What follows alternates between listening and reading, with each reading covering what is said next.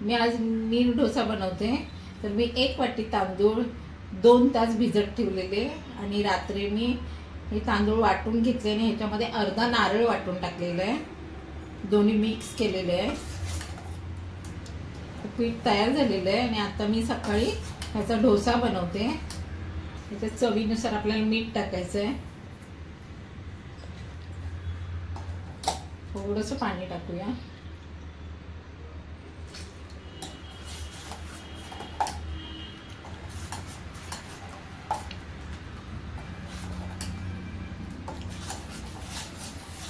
अजून थोडंसं पाणी टाकते। पीठ हलवून घेऊया चांगलं। गॅसवरती मी पॅन ठेवलेलं आहे, आपण डोसा टाकून घेऊया। पॅनला थोडंसं तेल लावूया, डोसा टाकून घेऊया।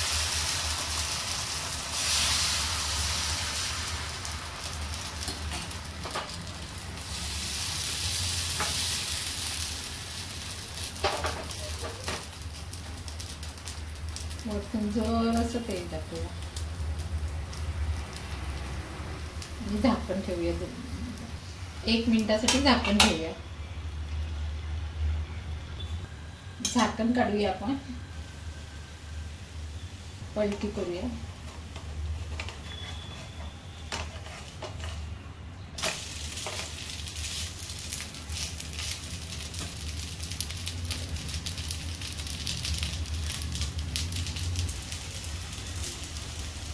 डोसा आपला झालेला आहे, काढून घेते मी।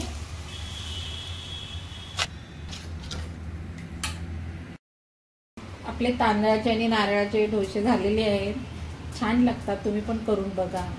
ही रेसिपी आवडली तर लाईक, शेअर आणि सबस्क्राईब करा।